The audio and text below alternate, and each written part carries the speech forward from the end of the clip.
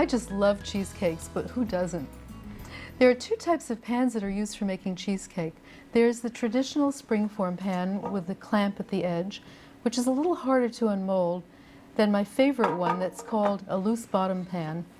And that's because the bottom just comes straight up so that when you're ready to unmold it, you put it on a canister slightly smaller in diameter and just slips right out.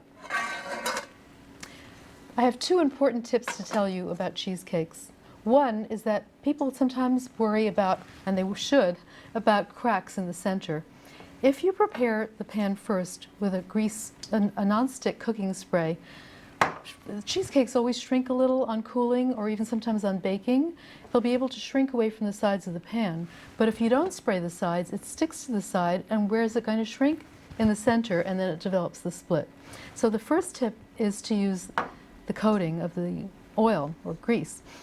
The second is to cook it in a water bath, because cheesecake is really a custard. It needs very even cooking. So that way it keeps it moist and creamy from the side all the way to the center.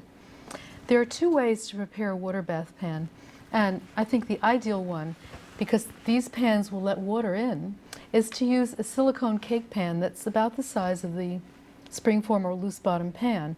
And this silicone pan is watertight, so you don't have to worry about any water getting in. There's just no way that it will.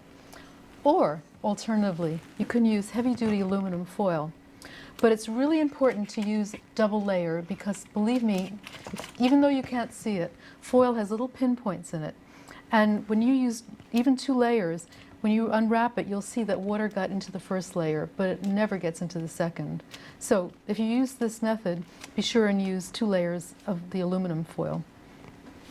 Now, the way you prepare a water bath, I'll use this pan because I have my crust already in it. And it will float if you don't put the batter in first. So I'll bring this to me here and pour the batter in. And of course, this is one of my biggest tips in all of cake baking, is be sure and scrape the bowl, because you can end up losing maybe 5% of your batter in the bowl, which is really a pity, to lose a single smidgen of this delicious stuff. Okay, and a cheesecake will not rise more than maybe 1/4 of an inch in the pan, so it can come up pretty high. Now the next thing is I can move it slightly to the side, or if I have a pitcher, I can pour it directly in. But I use hot water, hot from the tap, and here's my third tip. I use cream of tartar in the pan because I don't like my pans to discolor. As I said, I love my equipment and I want to keep it looking as good as I possibly can. So just a little bit of this acid, like maybe a ½ teaspoon, is all you need to prevent it from discoloring and getting that ring inside that water always forms. And now it will dissolve just when you pour the water. Not all the way up, because remember you have to transfer it to the oven and you have to take it out when it's still hot.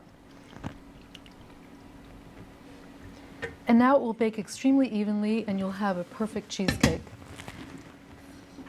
And my biggest tip of all, for all cakes, is to always scrape the bowl, because you can end up losing maybe 5% of the batter, and not only will the cake bake differently, but it's a pity to lose all that delicious stuff.